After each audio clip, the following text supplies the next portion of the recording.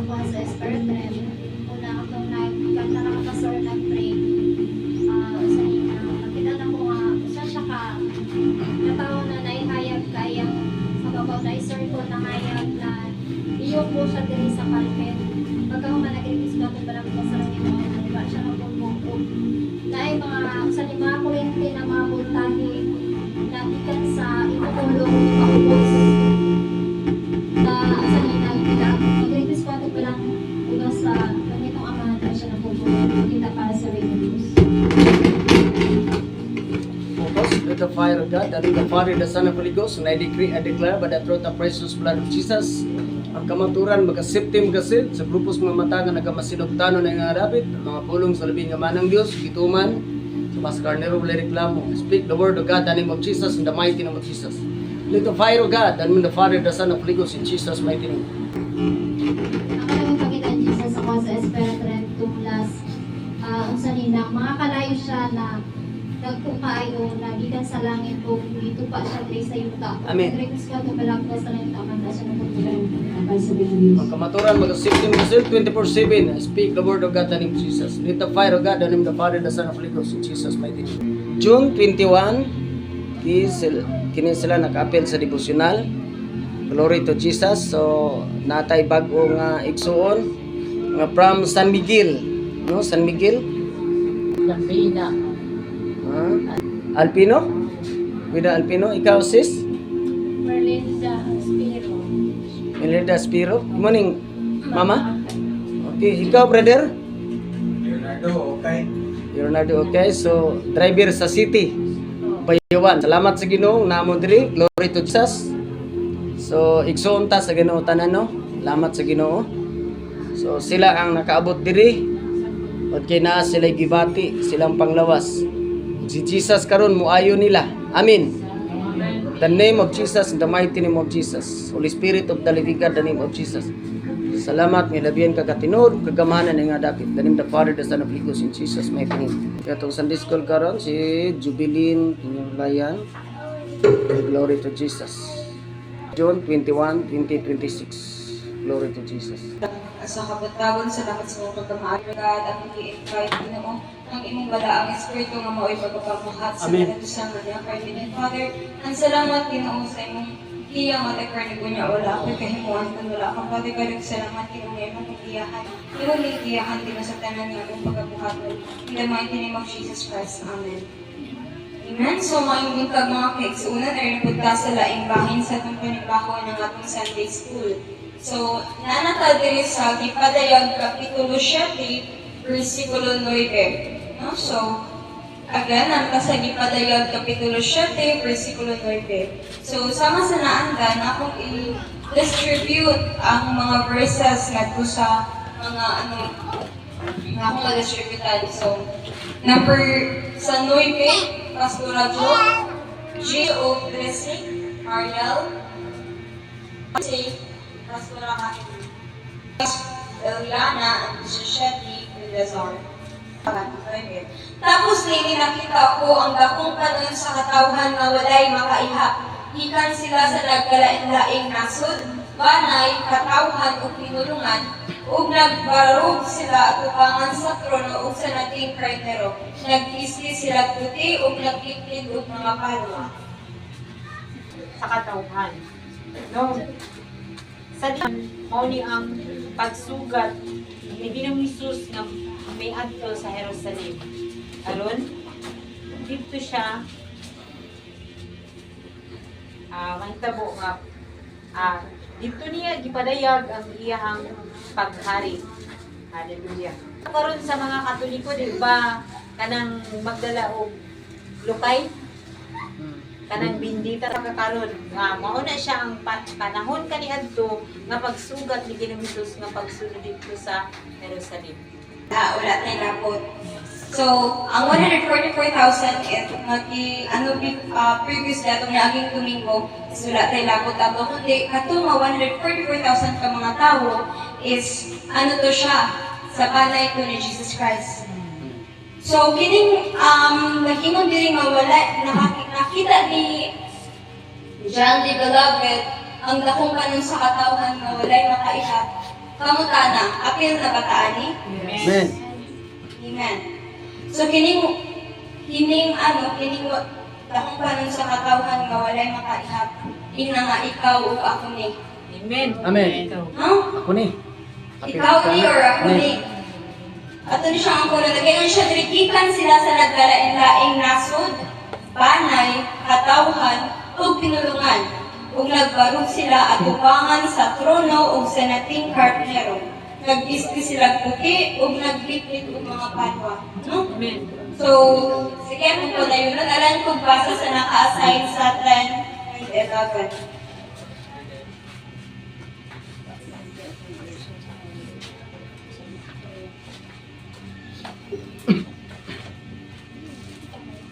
Sa atong Dios nga naglingkod sa trono ug gikan usab sa nating karnero.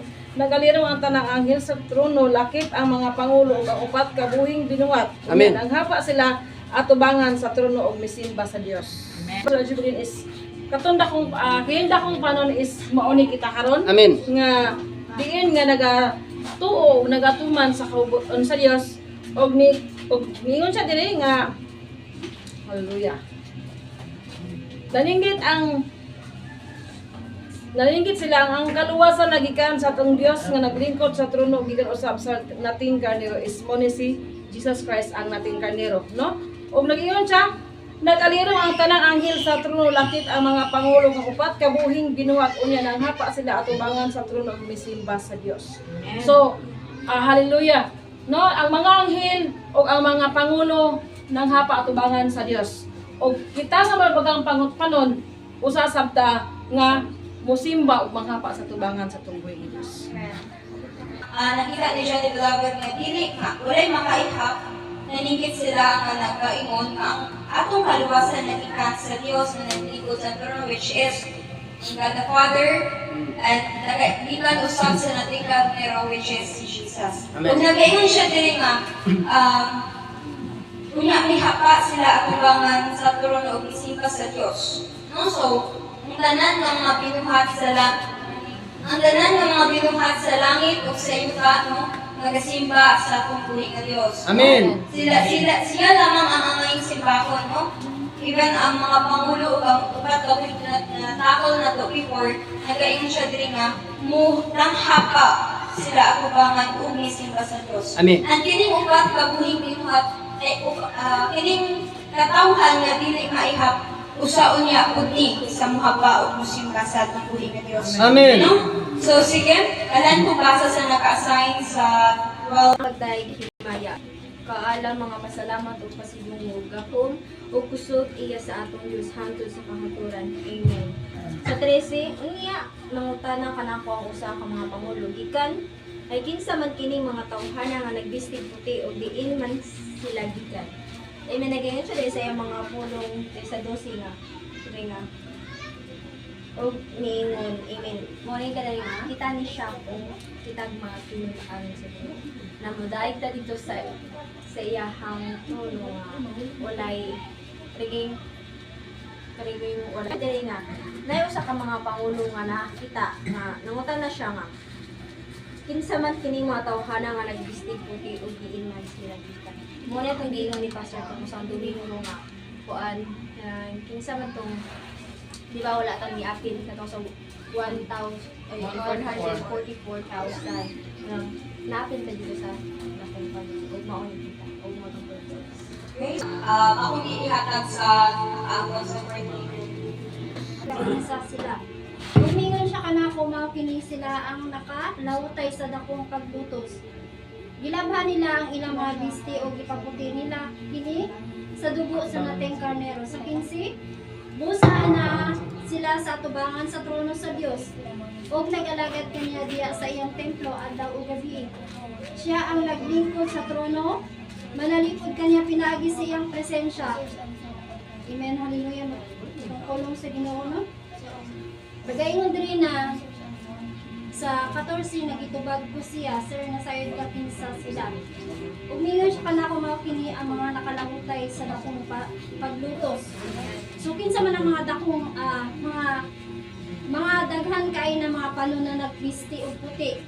So kato na ang mga katawhan na nilangutay sa pagpangalaga diya sa Ginoo. Na kahit unsa pa ang mga pagsulay o mga paglutos man na niabot sa ilang kinabuhi or sa tuwa is nagapadayon ta sa atong pagpangalaga diya sa buhay nga Dios. Og nagaingon rin no nagilabhan nila ang ilang mga bisti o gipaputi nila kini sa dugo sa nating karnero. So ang matagusan niya na hallelujah kailangan gud og maghinulso sa matag adlaw. So kanunay itang nakasala diya sa Ginoo no? Sa atong pinulungan sa una-una sa atong mga binuhatan. So hallelujah pinaagi sa kamatay ni Jesus Christ dito sa krus sa Kalbaryo. Ato na i-claim na kita giluwas niya. So Amen. dili porgit na giluwas na ta niya magpadayon ta sa atong mga binuhatan na dili maayo. So nakabalo naman ta sa kamatuoran. So ato gyud na ato ang paningkamutan uban sa tabang sa Dios na mahimot siya sa atong matag usa sa ato ang kinabuhi og sa kini sinagaingon siya busa anaa sila sa atubangan sa trono sa Dios ug nag-alagad kaniya diha sa iyang templo adlaw o gabi siya nga naglingkod sa trono manalipod kanila pinaagi sa iyang presensya. Hallelujah. So naa sa atubangan diya sa buhi nga Dios kadtong mga nakabistig puti na mga nakapanon. So ang dakong panon unang apilta niya na igsuon. Hallelujah. So ato nang paningkamutan uban sa tabang sa Dios namulahutay ta sa atong pagpangalaga diya kaniya. Amen. Amen, no? So, agad sa dakong paglutos. No? So, pangutana, sa itong pagpangalagad karon, ato na ba yung mga paglutos? Mga pag-atos? Mga persecutions? Abandonment? Rejections? Aba? Dagan jud. Naasyon. Part na sa itong pagpangalagad. Hindi mo madayon ka, muni ang nagbulat sa ato ang kadaugan. Amen. No? So, walay nagmadaubod nga ni undang. No? Dili tungod kay ano tang mga mga pagsulay sa kinabuhi na nasa pagpangalagad. Wala na siya kapasabot na mundang na nunta. Kundi kung makaagitag mga pagsulay sa kinabuhi, dapat mududot pa nung pangalagad. Kung unsa may makuha nato sa itong pagundang pagpangalagad, pag mundang bata, mawala ba na ang mga pagsulay? Dili rin yapon. No? Pero ang advantage, if naka sa Diyos, nangalagad ka sa Diyos, tungkol kay, isan pag muagi ka ng mga pagsulay, kabalo ka nga adunay kasulbaran. Amen. Kabalo ka nga, ang imong Diyos nga gialagaran, musulbad yana. No? So, nagayon siya diri nga, agad pasahon ako, makini ang nakalahulay sa dakong paglutos. Ilabhan nila ang ilang mga pisti o ipaputi nila kini sa dugo sa nating karnero. Amen. No? So, kung saan tayo paglaba ang pisti, hindi niya siya literal na pisti nga itong ginasuot ha. Hindi siya ang pisti sa pagkamatarong.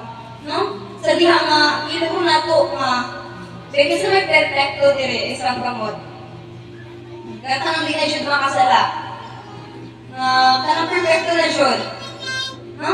Wala perfecto sa ato Kung hindi mo makakapulong sa Diyos nga nakasasala ka o nahilayo ka sa kaya sa Diyos. And the only thing mali, ang paglabas sa Diyos mo, ang pag-ila nga ikaw ako kasasala. That's why if ilan na to, itong pagalingon nga ikaw ako nakasasala. Di ba nag-iwan ng pulong sa Diyos nga matarungon ka niya? Amen. No? Matarungon ka niya. So, kung nakafocus ka sa imong kaugalingon, makita nimo nga makasasala ka. That's why wala tayong katungod nga mahukom sa uban.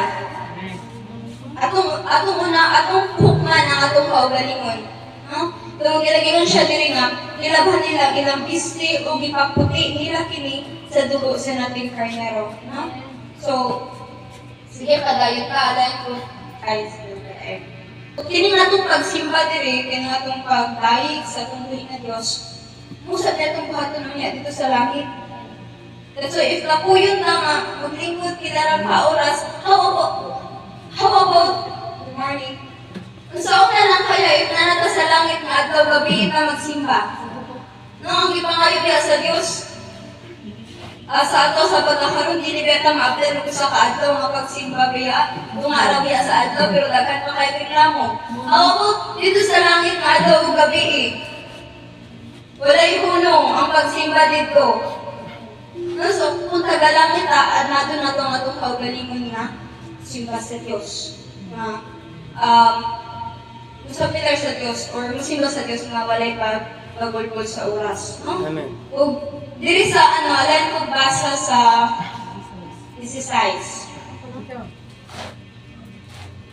Gutomon ug uhawon dili na sila magantos pa sa kainit sa adlaw o sa bisan unsang kainit. So mo na gingon dito kanang dili na sila gutomon tungod kay naman sila atubangan sa amahan nga mo na si Jesus Christ ang source gani, so dili sila gutomon ug uhawon o dili pud sila mahibitan. Yung nanatali ko, kauban na to ang Diyos. Kasi nagayon diri nga dili na ta, gutumon, uhawon, ug dili na kita mag-atos na sa kainit sa adlaw sa bisan sa kainit. Ug ganun ko basa sa naka-assign sa 17. At sa puno mo ay magbantay ug magiya kanila ngadto sa tinubdan sa mga buhing tubig.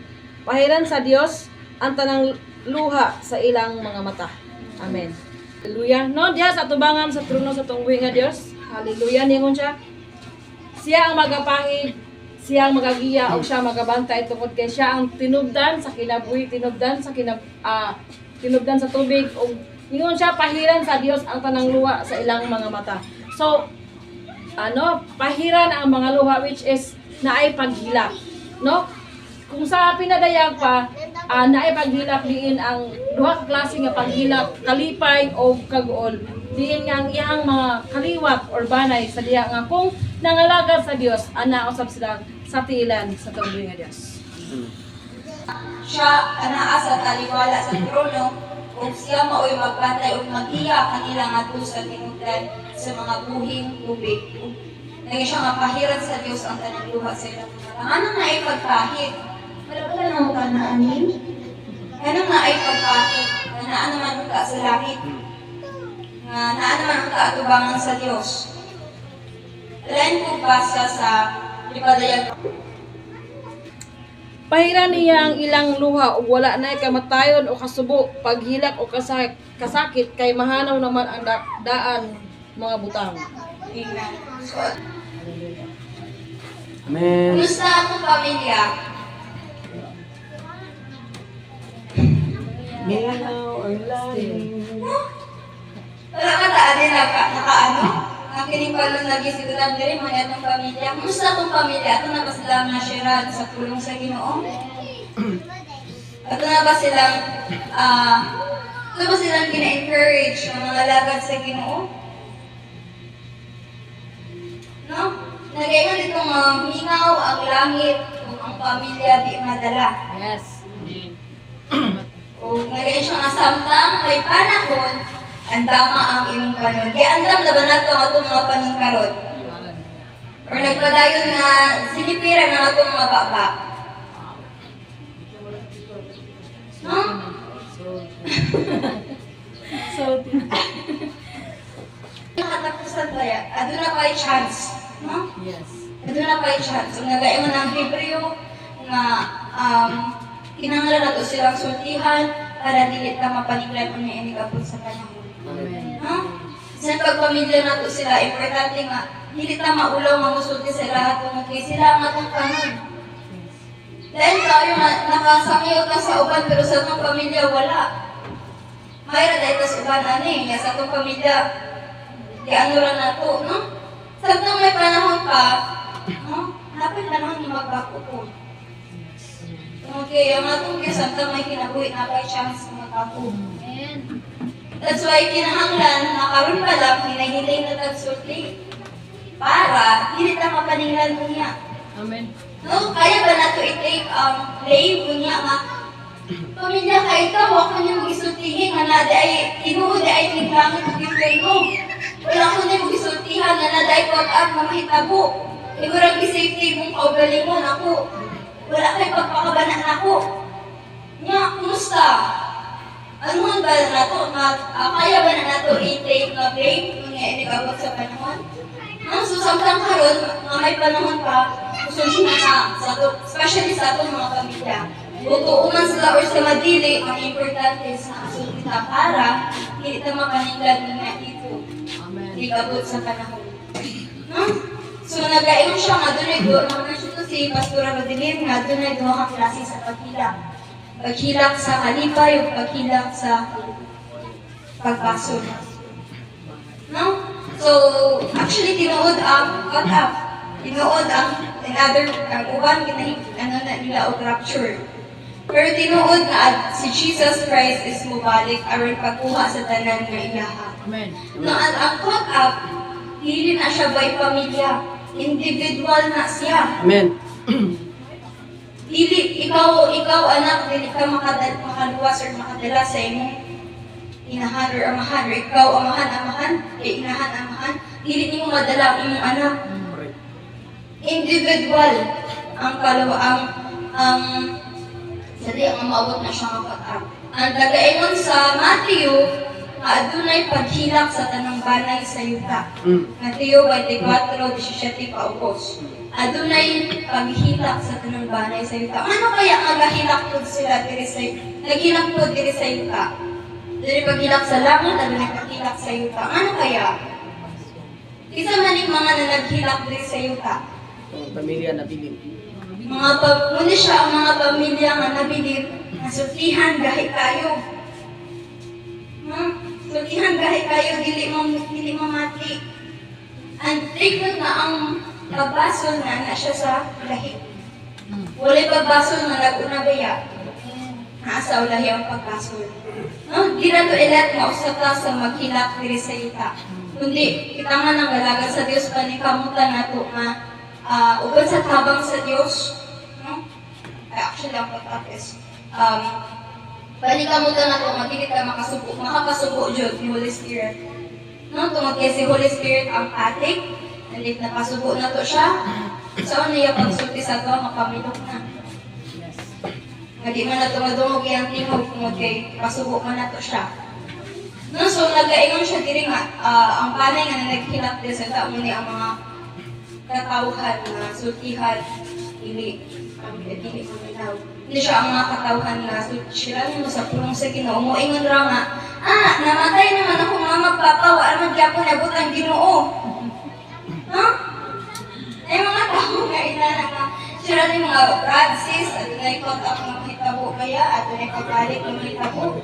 Ito bagod ra ko, namatay na lang akong mga ginikaran, akong mga lulo-lula. Lugay naman na ginaingon nga, muabot ang Diyos na wala. Glory to Jesus. So naabot rin ang taga San Miguel. Na sila service sa Bayawan. Abot rin ang taga San Miguel.